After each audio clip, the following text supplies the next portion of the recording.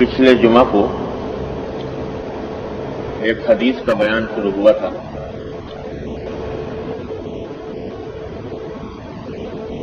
لیکن مکمل نہیں ہو سکا۔ آج اسی کی تھوڑی سی مزید تشریح و تفصیل عرض کرنا پیش نظر ہے۔ حدیث یہ تھی کہ نبی کریم سرور دو عالم صلی اللہ علیہ وسلم نے ارشاد فرمایا کہ 3 چیزیں اس شخص میں پائی جائیں وہ خالص منافق ہے۔ بعض روایتوں میں الفاظ یہ ہیں کہ 3 چیزیں یہ نفاق کی علامت ہیں، اور بعض روایتوں میں الفاظ یہ ہیں کہ جس میں یہ 3 چیزیں پائی جائیں تو وہ خالص منافق ہے۔ اتنے سخت الفاظ استعمال کیے، اور وہ 3 چیزیں یہ بیان فرمائیں کہ اذا حدث کذب واذا وعد اخلف واذا اؤتمن خان۔ یعنی جب وہ شخص کوئی بات کرے تو جھوٹ بولے، اور جب وعدہ کرے تو وعدے کی خلاف ورزی کرے، اور جب اس کے پاس کوئی امانت رکھوائی جائے تو وہ اس امانت میں خیانت کرے۔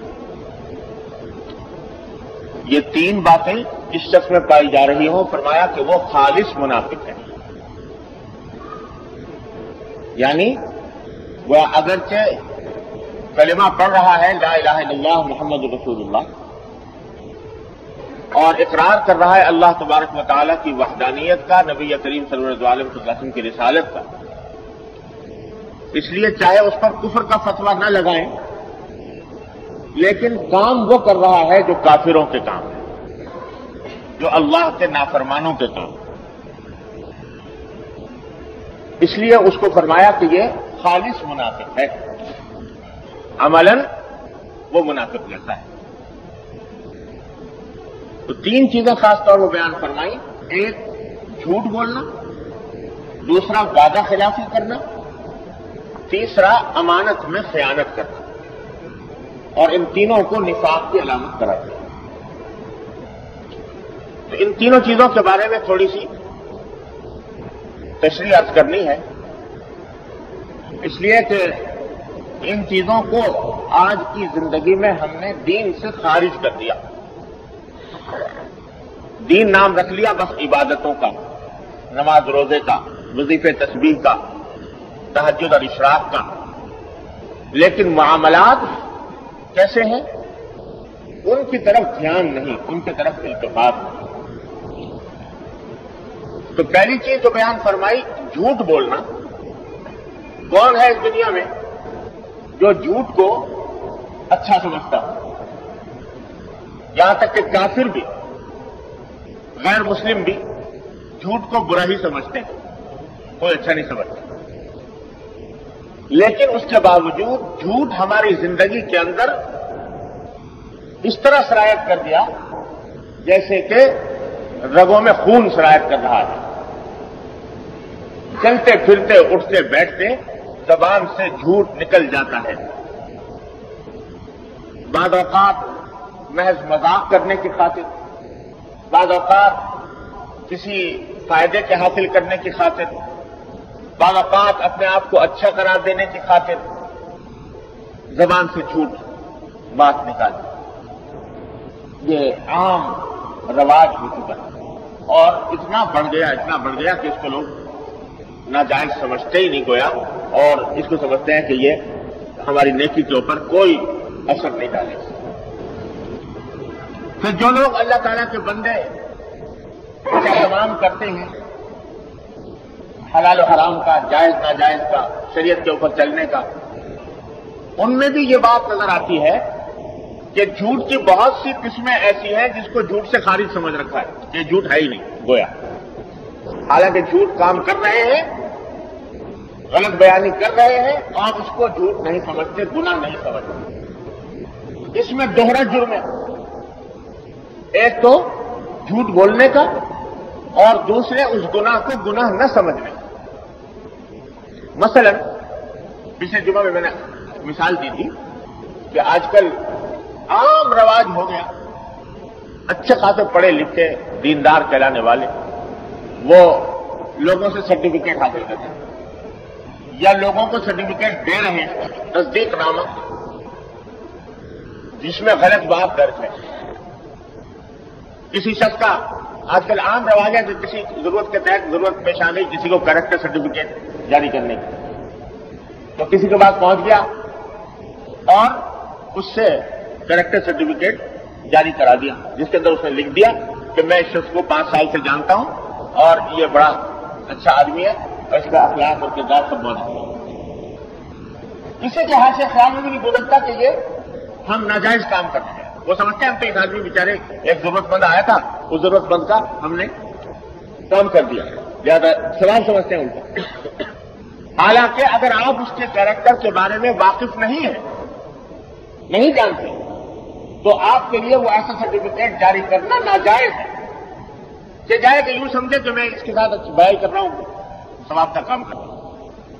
اور کسی ایسے شخص سے سرٹیفکیٹ حاصل کرنا جو نہیں جانتا اس سے کریکٹر سرٹیفکیٹ حاصل کرنا یہ بھی غلط یہ بھی ناجائز کام ہے. لینے والے کے لیے بھی گناہ دینے والے کے لیے بھی. حضرت فاروق اعظم رضی اللہ تعالیٰ عنہ کے سامنے ایک شخص نے ایک مرتبہ ذکر کیا کسی تیسرے آدمی کا اور کہا کہ حضرت وہ تو بڑا اچھا آدمی ہے اس کی تعریف. اور فاروق اعظم رضی اللہ عنہ نے کہا کہ بھائی یہ تم جو کہہ رہے ہو کہ وہ بہت اچھا آدمی ہے بڑے اچھے اخلاق کردار کا آدمی ہے تو یہ بتاؤ کہ کیا کبھی تمہارا اس کے ساتھ کوئی لین دین کا معاملہ پیش آیا؟ نہیں حضرت کوئی لین دین کا معاملہ تو پیش نہیں آیا. کہا کہ اچھا تم نے کبھی اس کے ساتھ سفر کیا سفر میں ہم سفر رہے اس کے کہ نہیں صاحب سفر بھی نہیں کیا. کہا کہ پھر تمہیں کیا پتا کہ اس کے اخلاق اور کردار کیسے ہیں؟ اس لیے کہ اصل اخلاق اور کردار کا اندازہ تو اس وقت ہوتا ہے جب کسی کے ساتھ لین دین کا معاملہ پیش آئے اس میں وہ انسان کھرا ثابت ہو تو پتہ چلتا ہے کہ کردار اچھا ہے. یا دوسرا راستہ اس کو پتہ لگنے کا یہ ہوتا ہے کہ سفر کرے تو سفر کے اندر انسان اچھی طرح کھل کر سامنے آ جاتا ہے. اس کے اخلاق اس کا کردار اس کے حالات اس کے جذبات اس کے خیالات یہ ساری چیزیں سفر کے اندر کھل کر سامنے آ جاتی ہیں. لہذا اگر سفر کیا ہوتا تم نے تو اور پھر تم نے اس کو اچھا پایا ہوتا یا کوئی لین دین کا معاملہ کیا ہوتا لین دین کے معاملے کے اندر اچھا پایا ہوتا تو بے شک تم کہہ دیتے کہ ہاں وہ بہت اچھا آدمی ہے. لیکن جب ان میں سے کچھ نہیں ہوا تو اس کا معنی یہ کہ تم جانتے نہیں اور جب جانتے نہیں تو خاموش رہو نہ برا کہو نہ اچھا کہو. اگر کوئی پوچھے تو اتنی حد تک کہہ سکتے ہو جتنا تمہیں معلوم ہے. تو بھائی نماز تو پڑھتا ہے مسجد کے اندر میں نے دیکھا ہے باقی آگے کے حالات مجھے معلوم ہے. قرآن کریم نے فرمایا کہ الا من شہد بالحق وهم يعلمون کہ یہ جو تصدیق نامہ ہوتا ہے سرٹیفکیٹ ہوتا ہے یاد رکھیے یہ شرعاً ایک گواہی ہے.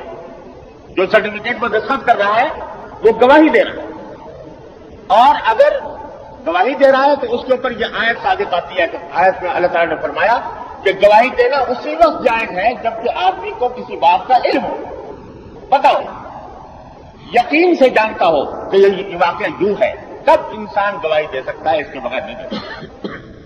تو جب یہ ضروری ہے معلوم تو ہے نہیں حالات کا اور سرٹیفکیٹ آپ نے جاری کر دیا کریکٹر سرٹیفکیٹ یا فلاں سرٹیفکیٹ اور بغیر معلوم آپ نے جاری کر دیا تو یہ جھوٹی گواہی کا گناہ ہوا.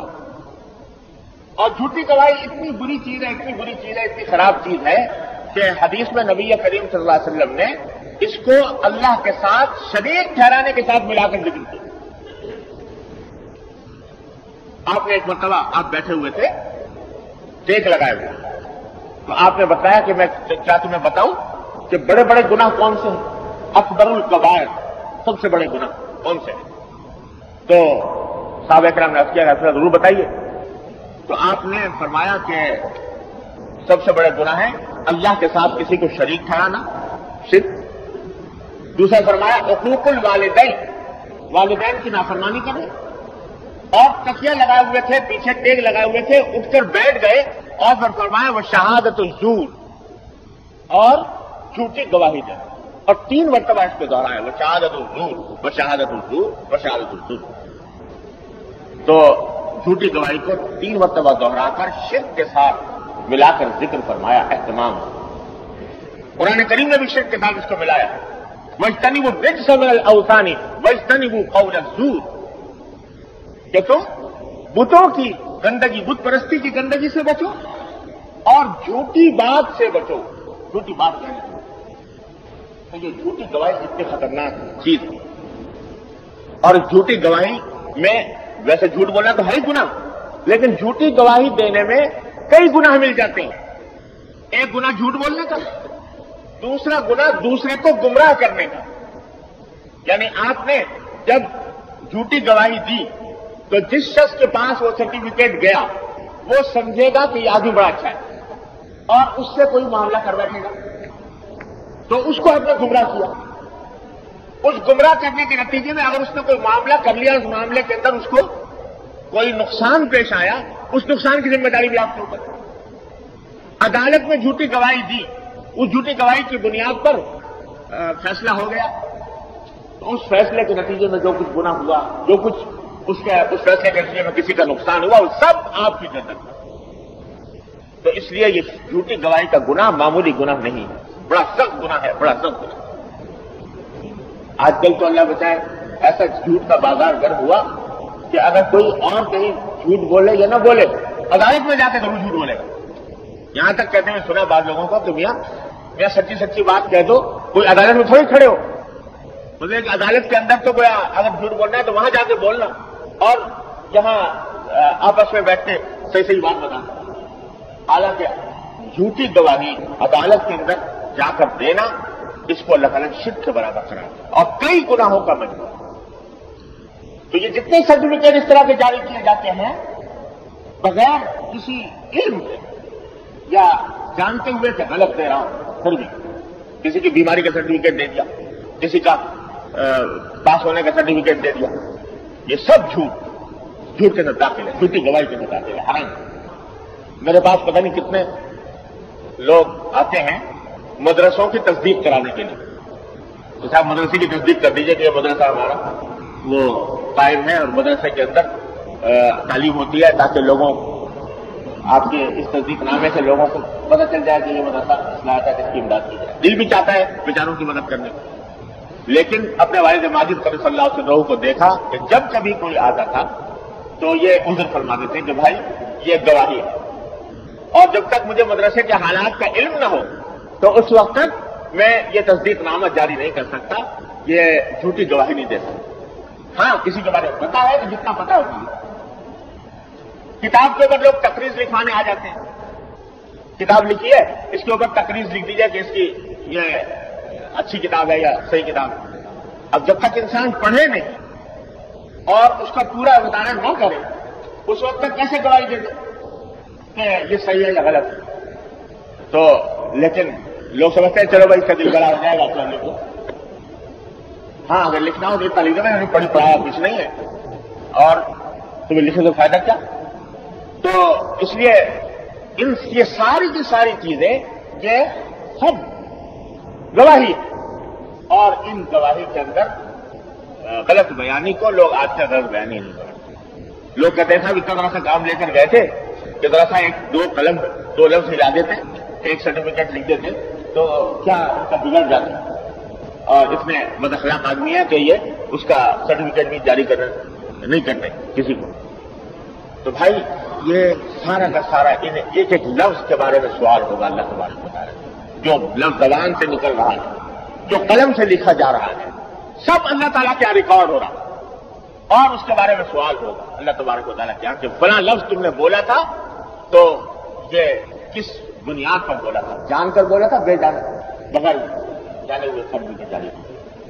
تو بھائی یہ جو ہمارے معاشرے کے اندر وبا پھیل گئی ہے، یہ اس میں نے دیکھا جیسے میں نے کیا کہ اچھے خاصے دیندار، پڑھے لکھے، نمازی اور بزرگوں سے تعلق رکھنے والے اور وظائف تصویر پڑھنے والے، وہ بھی اس چیز کو پتہ نہیں، ناجائز نہیں سمجھتے کہ یہ جھوٹا سرٹیفکیٹ جاری ہو جائے گا تو یہ کوئی گناہ ہوگا.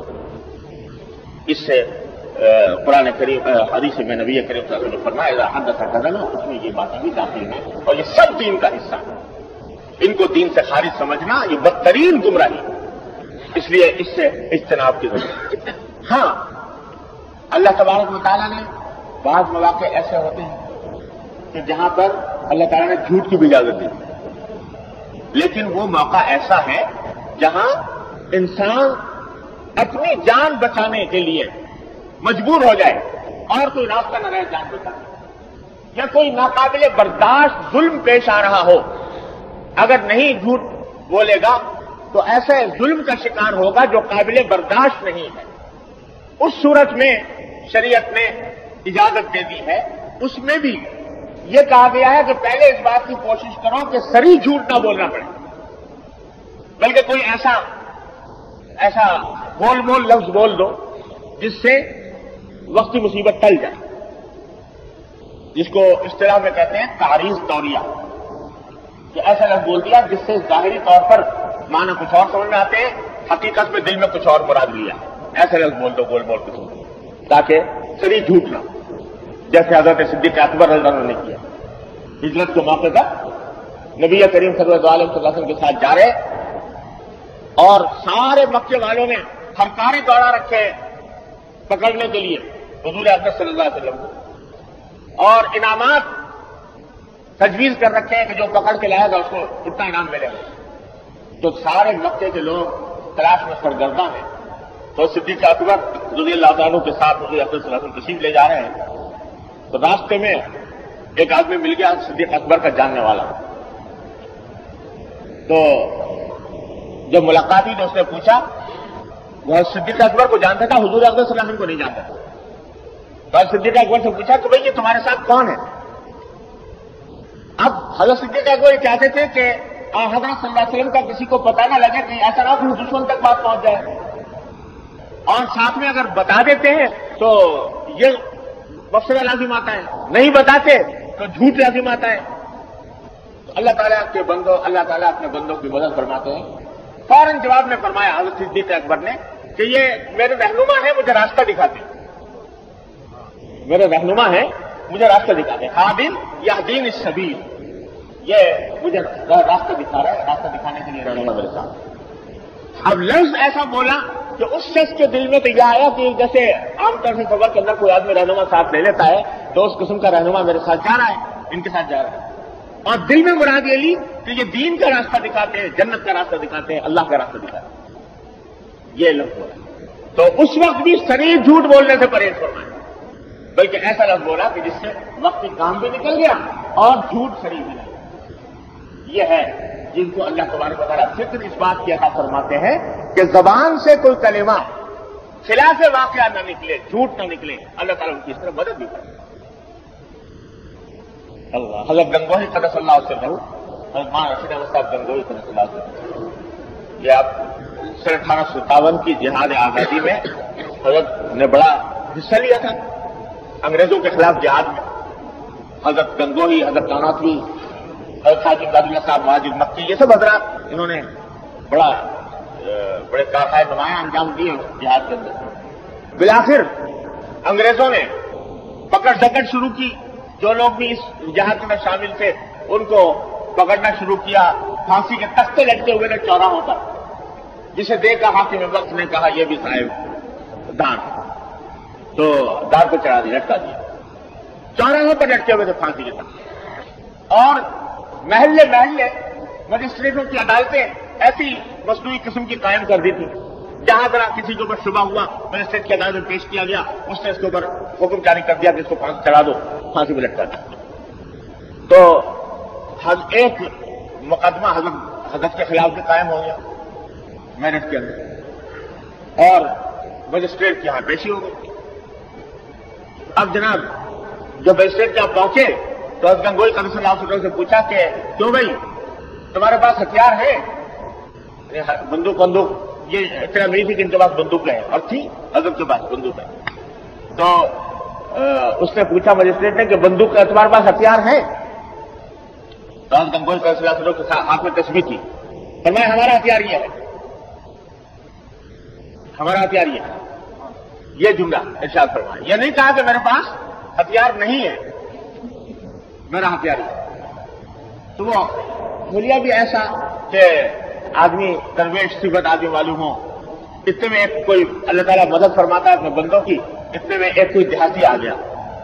اس نے دیکھا تو کہا کہ ارے اس کو کہاں پکڑ رہا ہے، یہ تو ہمارے محلے کا مؤذن ہے. مؤذن ہے اس نے آ کے یہ کہہ دیا ہمارے محلے کا مؤذن ہے، اس کو کہاں پکڑ رہا ہے. تو اس طرح کر کے اللہ تعالیٰ نے خلاصی عطا فرمایا. جھوٹ اس وقت بھی نہیں بولا.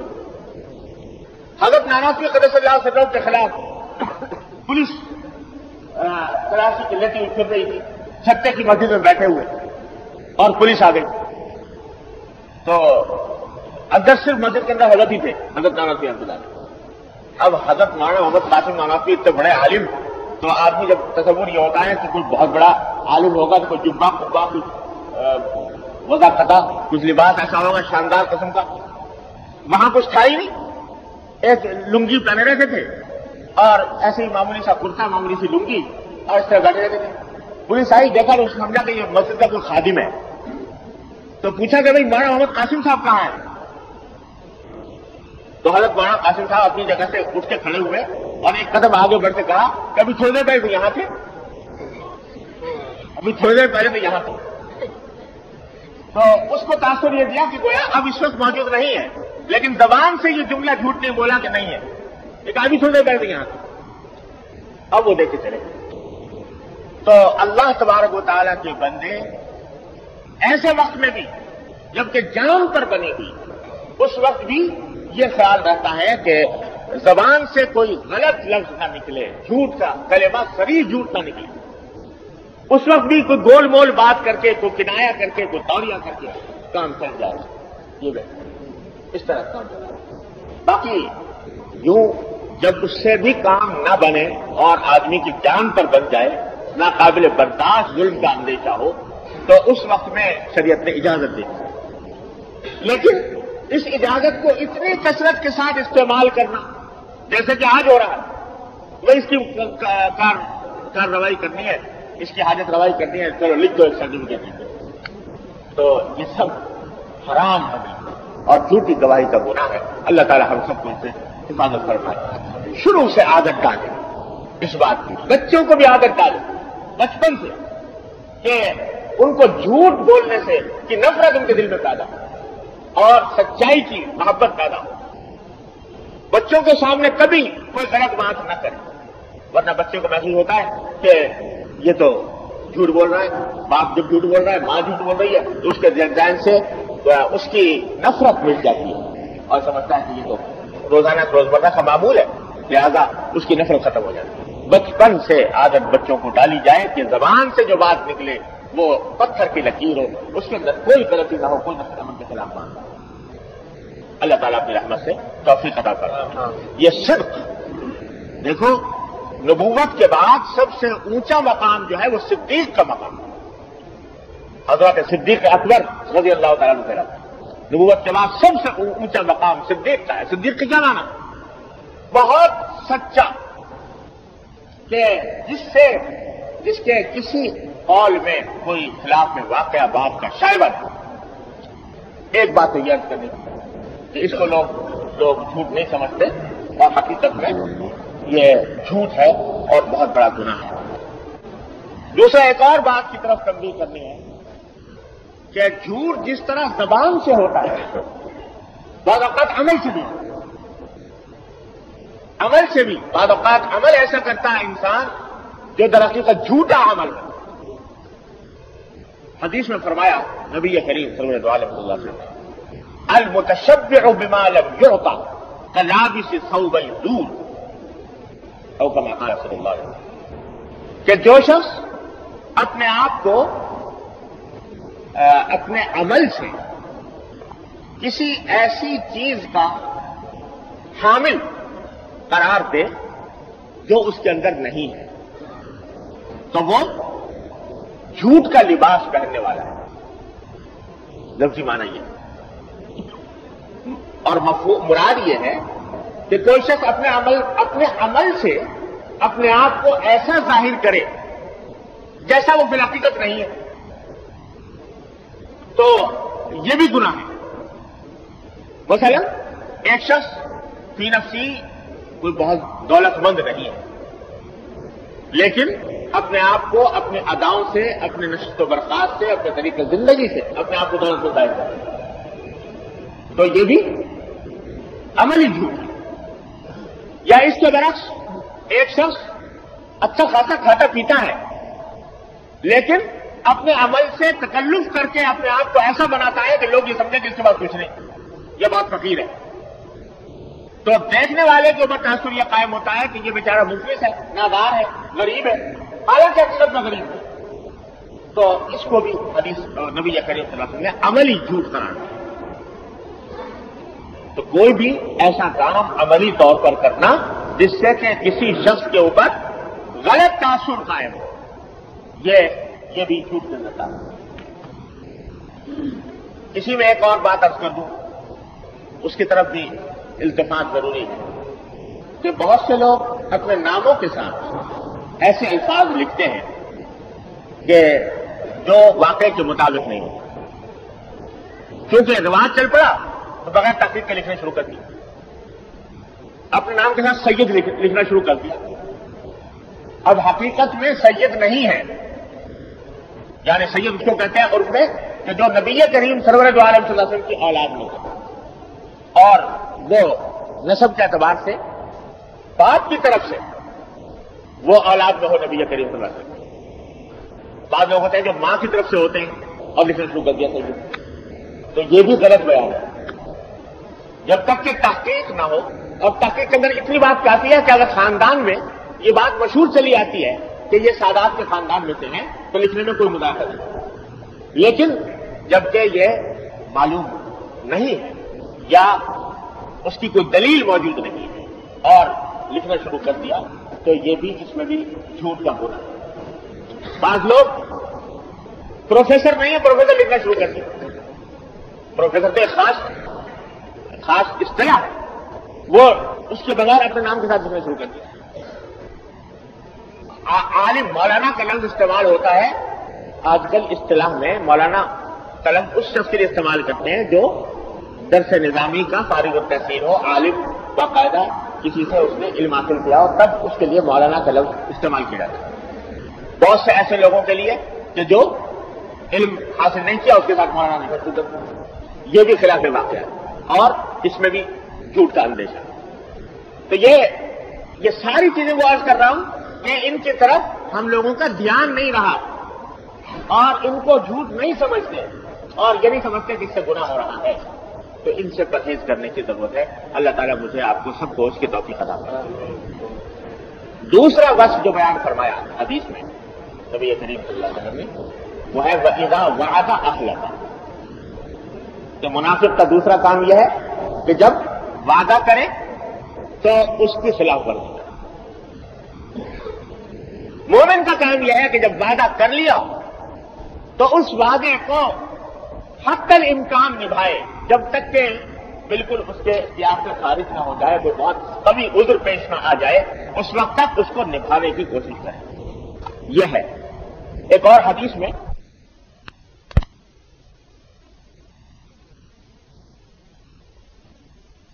اس وعدے کے غلام بن گئے، اس آدمی کے غلام بن گئے کہ جب تک وہ آپ کام نہیں کریں گے اس وقت تک آپ کی گردن نہیں چھوٹے گی۔ اتنا سنگین لفظ استعمال فرمایا، الوعد الرق، وعدہ خلاف۔ تو جب تک کہ شریعت میں قاعدہ یہ ہے کہ اگر کوئی وعدہ کیا بعد میں کوئی شدید عذر پیش آ گئی، اس وعدے کو پورا کرنے میں کوئی رکاوٹ پیش آ گئی، شدید عذر پیش آ گیا، اب وہ پورا کرنا ممکن نہیں رہا اس کے لیے، تو اس صورت میں اس آدمی سے کہہ دے کہ بھائی اب میرے لیے ممکن نہیں رہا ہے، لہٰذا میں اب اس وعدے سے دستبردار ہوتا ہوں۔ ایک شخص نے کسی وعدہ کیا تھا میں تمہیں 1000 روپے دوں گا فلاں تاریخ، اب اس تاریخ کے آنے سے پہلے اس آدمی کے پاس موجود نہیں رہے پیسے اور اب اس قابل نہیں رہا مالی اعتبار سے کہ اس کی مدد کر سکے، 1000 روپے دے سکے، اس صورت میں بتلا دے کہ بھائی جو میں نے وعدہ کیا تھا اب میں اس پوزیشن میں نہیں ہوں کہ اس کو پورا کر سکوں۔ لیکن جب تک قدرت ہے اور کوئی شدید عذر نہیں ہے اس وقت تک اس کی پابندی ہے۔ یہ منگنی کر لی، کسی سے رشتہ کر لیا، یہ ایک وعدہ ہے، تو حتی الامکان اس کو نبھانا چاہیے. لیکن ہاں اگر کوئی عذر پیش آ جائے، بعد میں معلوم ہو کہ بھائی جن کے درمیان آپس میں اتفاق اتحاد نہیں رکھ سکے گا، طبیعتوں میں فرق ہے، مزاج میں فرق ہے، کوئی حالات ایسے سامنے آئے جو پہلے معلوم نہیں تھے، اس صورت میں بتا دیں کہ بھائی یہ جو ہم نے پہلے وعدہ کیا تھا اب فلاں عذر کسی عذر کی وجہ سے ہم اس کو پورا نہیں کرتے. لیکن جب تک عذر نہ ہو اس وقت تک وعدے کو نبھانا، وعدے کی پابندی کرنا شرعاً واجب ہے انسان کے ذمے، اور اگر نہیں کرے گا تو اس حدیث کا مصداق بنے گا کہ یہ نفاق کی نہیں ہے. حضور نبی کریم سرور دو عالم صلی اللہ علیہ وسلم نے ایسے ایسے وعدوں کو نبھایا. کس طرح نبھایا؟ اللہ اکبر. حضرت حذیفہ ابن یمان رضی اللہ تعالی عنہ مشہور صحابی ہیں اور حضور اقدس صلی اللہ علیہ وسلم کے رازدار صحابی. یہ جب مسلمان ہوئے، یہ اور ان کے والد حذیفہ اور ان کے والد یمان رضی اللہ تعالی عنہ مسلمان ہونے کے بعد یہ حضور اقدس صلی اللہ علیہ وسلم کی خدمت میں آنا چاہ رہے تھے مدینہ طیبہ. جب راستے میں پہنچے تو ابو جہل کا لشکر غزوہ بدر کے لیے تیار ہو کر حضور صلی اللہ علیہ وسلم سے لڑنے کے لیے جا رہا تھا. ابو جہل اپنا لشکر لے کر 1000 افراد کا مشتمل لشکر لے کر نکلا ہوا تھا اور جا کر مقصود تھا حضور صلی اللہ علیہ وسلم پر حملہ کرنا. راستے میں اس لشکر سے مٹبھیڑ ہو گئی. حضرت حذیفہ حضرت یمان رضی اللہ عنہ انہوں نے پکڑ لیا. کہاں جا رہے ہو؟ انہوں نے عرض کیا کہ ہم مدینہ طیبہ جا رہے ہیں حضور اقدس صلی اللہ علیہ وسلم کی خدمت. تو انہوں نے کہا تمہیں نہیں چھوڑیں گے، تم اگر وہاں پر گئے تو جا کر تم ہمارے خلاف جنگ میں حصہ لو گے، تو اس لیے ہم تمہیں گرفتار رکھیں گے. ہاں البتہ اگر یہ انہوں نے کہا نہیں ہم جائیں گے، ہم تو ہمارا مقصد تو حضور اقدس صلی اللہ علیہ وسلم کی زیارت ہے، ان سے ملاقات ہے، ہم جنگ میں حصہ نہیں لینا چاہتے. کہا کہ اچھا وعدہ کرو کہ اگر تم جاؤ گے تو جا کر صرف ملاقات کرو گے اور جنگ کے اندر حصہ نہیں لو گے. انہوں نے وعدہ کر لیا اور ابو جہل نے چھوڑ دیا اور یہ حضور اقدس صلی اللہ علیہ وسلم کی خدمت میں پہنچ گئے. ادھر سے حضرت صلی اللہ علیہ وسلم غزوہ بدر کے لیے اپنے صحابہ کے اکرام کے ساتھ نکلے ہوئے تھے. جا کر یہ پہنچے. اب اندازہ لگائیے کہ اسلام کا پہلا معرکہ ہو رہا ہے حق و باطل، غزوہ بدر. وہ معرکہ ہو رہا ہے جس کو قرآن کریم نے یوم الفرقان فرمایا، حق و باطل کا فیصلہ کر دینے والا معرکہ. وہ معرکہ ہو رہا ہے کہ جس میں جو شخص شامل ہو گیا وہ بدری کہلایا. بدری صحابہ کرام میں بہت اونچا مقام ہے. بدری صحابہ کرام اسماء بدریین پڑھے جاتے ہیں، ان کا نام پڑھنے سے لگتا ہے دعائیں قبول بتاتے ہیں ایسے بدریین. اور وہ بدریین جن کے بارے میں اللہ تعالیٰ نے یہ پیشین گوئی فرما دی نبی کریم صلی اللہ علیہ وسلم نے کہ اللہ تعالیٰ نے سارے اہل بدر کو جنہوں نے بدر کی جنگ میں حصہ لیا ان سب کی مکمل مغفرت فرما دی. یہ اعلان فرما دیا سرکار نے. ایسا معرکہ ہونے والا. انہوں نے جا کر عرض کیا رسول اللہ صلی اللہ علیہ وسلم کا قصہ سنایا کہ اس طرح ہم راستے میں پکڑے گئے تھے، ابو جہل نے ہمیں پکڑ لیا تھا، یہ کہہ کے بمشکل جان چھڑا کے واپس آئے. اور ساتھ میں درخواست پیش کی کہ رسول اللہ یہ بدر کا معرکہ ہونے والا ہے، اس میں آپ تشریف لے جا رہے ہیں تو ہماری بڑی خواہش ہے کہ ہم بھی اس میں شریک ہو جائیں. وہ تو انہوں نے ہمارے گردن پر تلوار رکھ کر ہم سے وعدہ لے لیا کہ ہم جنگ میں حصہ نہیں لیں ورنہ ہمیں چھوڑتے نا. تو آپ ہمیں اجازت دے دیجیے کہ اس جنگ کے اندر ہم حصہ لیں. اور یہ فضیلت ہمیں حاصل ہوئی. لیکن سرکار دو عالم صلی اللہ علیہ وسلم جواب میں فرمایا کہ نہیں، تم وعدہ کر کے آئے ہو، وعدہ کر کے آئے ہو، زبان دے کر آئے ہو، اور اسی شرط پر تم کو رہا کیا گیا ہے کہ جا کر محمد رسول اللہ صلی اللہ علیہ وسلم کی زیارت کرو گے، ان کے ساتھ جنگ میں حصہ نہیں لو. اس لیے میں تم کو جنگ میں حصہ لینے کی اجازت. اب یہ ہے وہ مواقع جہاں انسان کا امتحان ہوتا ہے کہ وہ اپنی زبان کا کتنا پاس رہتا ہے، اپنے وعدے کا کتنا پاس رہتا ہے. ہم جیسا کوئی آدمی ہوتا خدا تعویلیں کر لیتا، تعویل کر لیتا کہ بھائی وہ تو وعدہ جو کیا تھا وہ سچے دل سے تھوڑا کیا تھا، وہ تو زبردستی لیا گیا تھا وعدہ. اور خدا نے کیا تعویل ذہن میں آتی کہ چلو یہ وعدہ خلافی ہوگی، اور یہ بھی مسئلہ میں نے بتایا کہ اگر عذر کے تحت وعدے کو توڑ دے آدمی تو جائز ہے. تو مجھ جیسا مولوی آدمی یہ عذر کر لیتا کہ صاحب یہ تو عذر ہے کہ حضور اکرم صلی اللہ علیہ وسلم کے ساتھ جہاد میں شامل ہونا اور کفر کا مقابلہ کرنا ایک ایک آدمی کی بڑی قیمت ہے. 313 افراد نہتے جن کے پاس کل 70 گھوڑے، 70 اونٹ، 2 گھوڑے، 8 تلواریں، باقی کسی نے لاٹھی اٹھا لی، کسی نے پتھر اٹھا لی. ایسے نہتوں کا 313 آدمیوں کا لشکر جا رہا ہے 1000 مسلح سرماؤں کا مقابلہ کرنے کے لیے. ایک ایک آدمی کی جان قیمتی، ایک ایک آدمی کی. تو مجھے آدمی کہہ دیتا کہ یہ عذر ہے، اس واسطے چلو وعدہ خلافی کر لو، کیا بات ہے. لیکن یہ محمد رسول اللہ صلی اللہ علیہ وسلم کہ جو بات کہتی گئی ہے، جو وعدہ کر لیا گیا ہے، اس وعدے کے خلاف ورزی نہیں. یہ جہاد جو ہو رہا ہے یہ کوئی ملک حاصل کرنے کے لیے نہیں ہو رہا، کوئی اقتدار پر قبضہ کرنے کے لیے نہیں ہو رہا. یہ جہاد ہو رہا ہے حق کی سربلندی کے لیے، اور حق کو پامال کر کے جہاد کیا جائے، حق کو پامال کر کے گناہ کا ارتکاب کر کے اللہ تبارک و تعالیٰ کے دین کا کام کیا جائے، یہ نہیں ہوتا. آج ہم لوگوں کی جو ساری کوششوں میں بیکار جا رہی ہے، بے اثر ہو رہی ہے، تو وہ اس وجہ سے کہ ہم چاہتے ہیں کہ گناہ کر کر کے اسلام کی تبلیغ کریں، گناہ کر کر کے اسلام کو نافذ کریں. ہزار تعویلیں ہر وقت ہمارے دل و دماغ کے اوپر مسلط رہتی ہیں کہ صاحب یہ تعویل ہے، اس وقت چلو یہ مصلحت کا تقاضا ہے، اس شرعی حکم کو نظر انداز کر دو، چلو مسئلہ اس میں ہے کہ یہ کام کرو. لیکن وہاں چونکہ مقصود در حقیقت اللہ جل جلالہ کی رضا ہے، مقصود نہ مال ہے، نہ فتح ہے، نہ نصرت ہے، نہ بہادر کہلانا ہے. مقصود یہ ہے کہ اللہ راضی ہو جائے، اور اللہ کی رضامندی کیونکہ اس میں ہے کہ جو وعدہ کر لیا گیا اس کو نبھاؤ. تو حذیفہ اور یمان رضی اللہ تعالیٰ عنہما دونوں کو محروم رکھا گیا غزوہ بدر جیسی فضیلت سے، اس واسطے کہ زمان دے کر آئے. یہ ہے وعدے کی تعلیم. تو یہ مثالیں کہاں ملیں گی اس دنیا کے اندر؟ اگر تلاش کرے انسان کسی جگہ نہیں مل سکتی سوائے محمد رسول اللہ صلی اللہ علیہ وسلم کے غلاموں کے. انہوں نے یہ مثالیں قائم.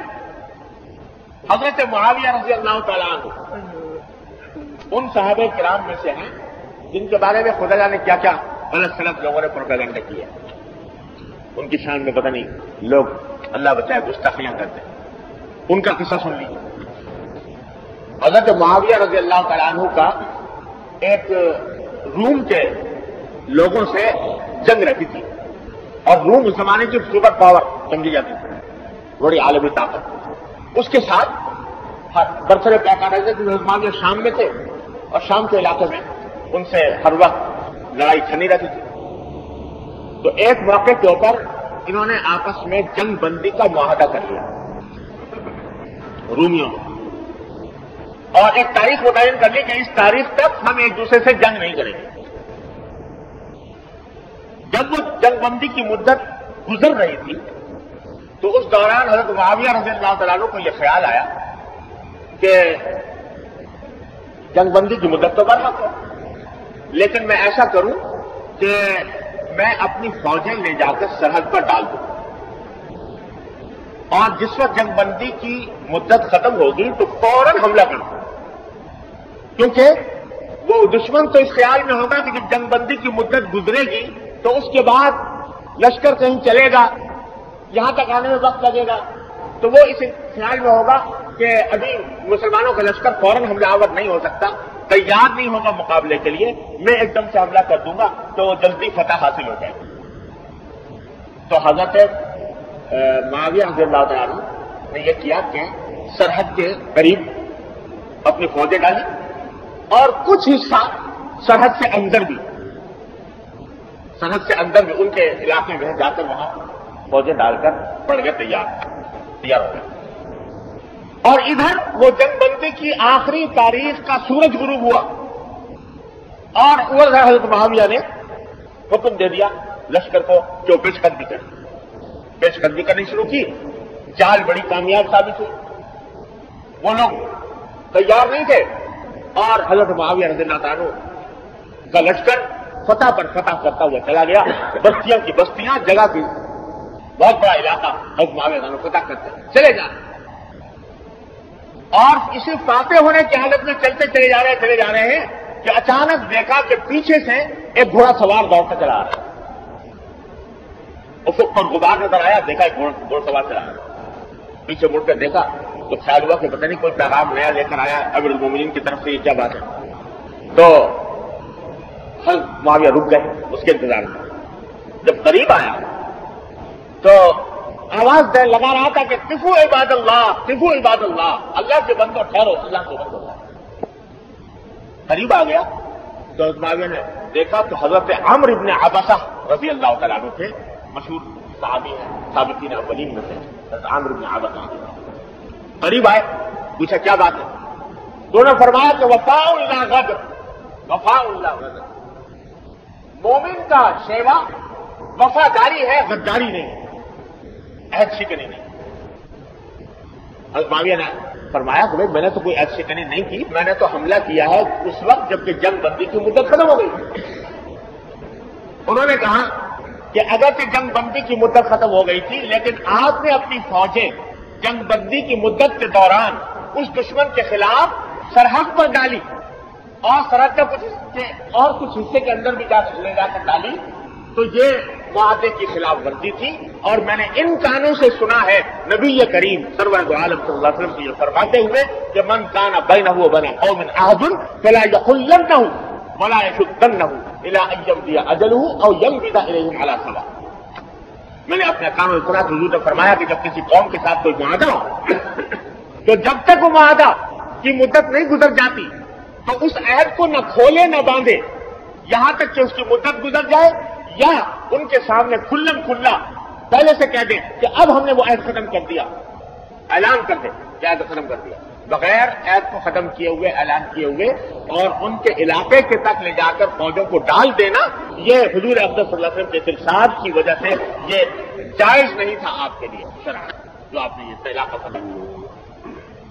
اب آپ اندازہ لگائیے, ایک فاتح لشکر ہے, فتح کرتا ہوا جا رہا ہے, کتنا علاقہ فتح کر چکا, فتح کے نشے میں چور, لیکن یہ ارشاد کان میں پڑ گیا سرکار والے سے کہ اپنا عہد کی پابندی مسلمان کو ذمہ داری. اسی وقت حکم دیا ساری فوج کو کہ جتنا علاقہ فتح کیا ہے سب واپس کر دو. پورا علاقہ واپس کر دیا, دوبارہ اپنی سڑک کے اندر واپس کر دیا. یہ نظیر پوری دنیا کی تاریخ میں کوئی قوم پیش نہیں کر سکتی کہ اس نے اس بنا پر مفتوحہ علاقہ فتح کیا ہوا اس طرح واپس کر دیا. لیکن چونکہ پیش نظر کوئی زمین لینا نہیں تھا, اقتدار اور سلطنت مقصود نہیں, مقصود اللہ جل جلالہ کو راضی کرنا تھا, اور اللہ تعالیٰ کا حکم معلوم ہو گیا کہ وعدے کی خلاف ورزی درست نہیں, تو یہ وعدے کی خلاف ورزی کا ایک چھوٹا سا شائبہ پیدا ہو رہا تھا اس وقت. یہ ہے وعدہ, یہ زبان سے بات نکل گئی تو اب اس کی خلاف ورزی نہیں. اللہ حضرت فاروق اعظم رضی اللہ تعالیٰ عنہ نے بیت المقدس فتح کیا تھا, سب جانتے ہیں.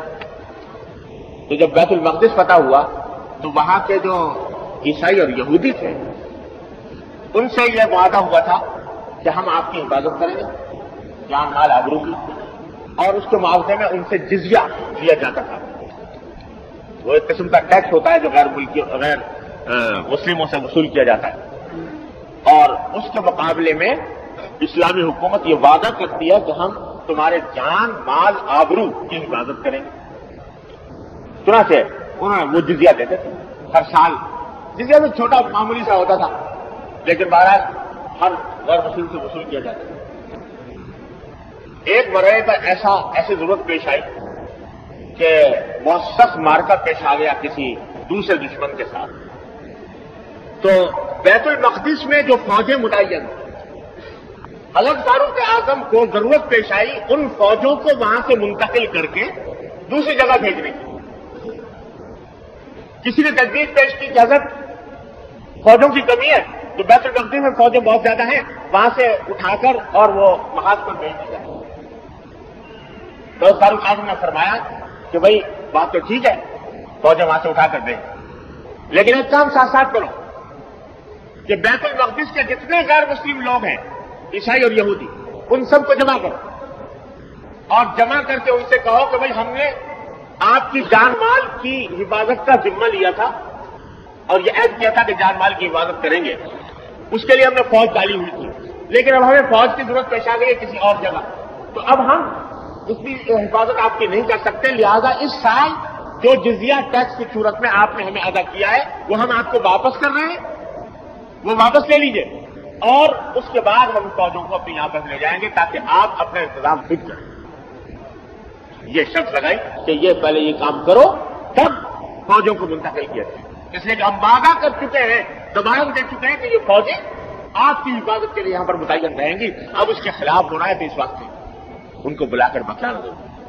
یہ ہے، یہ مثالیں ہیں، اور میں کسی تردید کے خوف کے بغیر کہہ سکتا ہوں کہ دنیا کی کوئی قوم ایسی مثال پیش نہیں کر سکتی کہ جس نے اپنے مخالف مذہب والوں کے ساتھ اس طرح کا معاملہ کیا۔ یہ زبان وعدہ کر لیا تو اس وعدے کو انسان پوری طرح نبھائے۔ تو بھائی دوسری بات جو اس حدیث کے اندر حضور اکرم صلی اللہ علیہ وسلم نے بیان فرمائی ہے وہ یہ کہ وعدے کی خلاف ورزی، وعدے کو توڑنا، یہ ایک منافق کے نشان، اس سے ہر مسلمان کا مسئلہ۔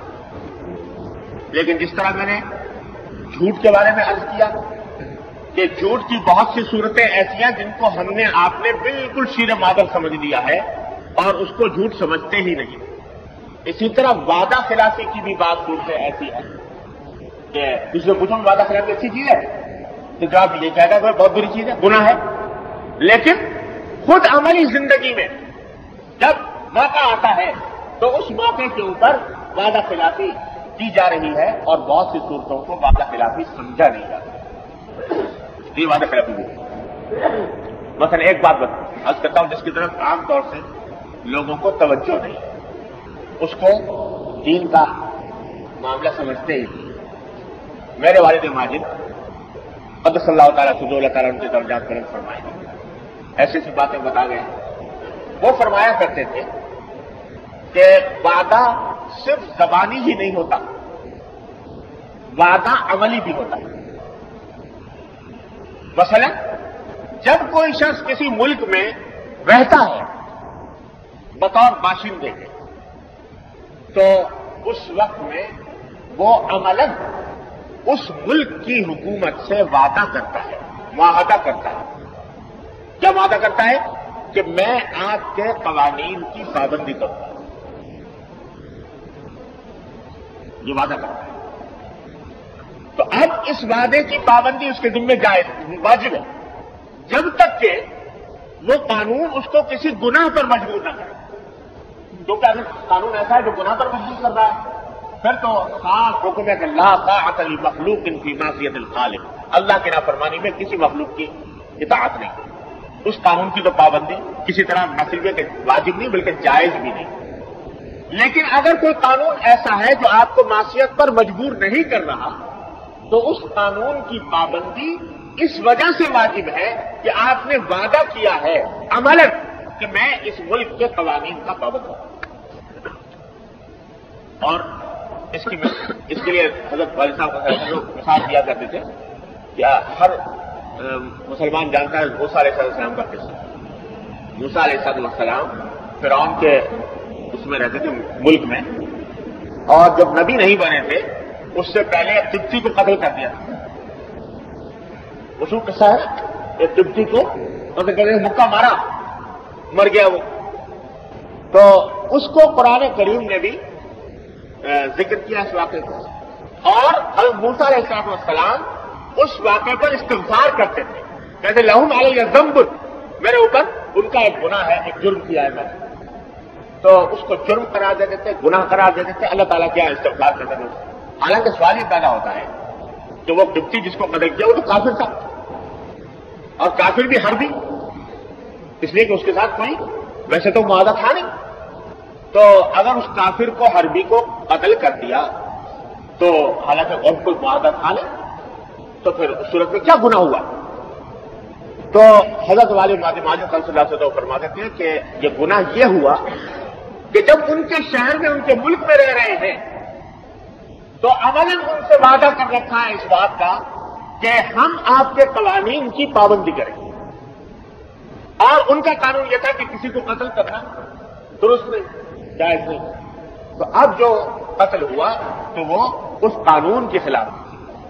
لہذا جس شخص نے عملاً وعدہ کرتا ہے ہر شہری کسی ملک کا، خواہ وہ ملک مسلمان ہو یا غیر مسلم ہو، غیر مسلم ملک کے اندر رہنے والا بھی، وہ اس بات کا وعدہ کرتا ہے کہ میں اس ملک کے قوانین کی پابندی کروں گا جب تک کہ وہ قانون کسی گناہ پر مجبور نہ کرے.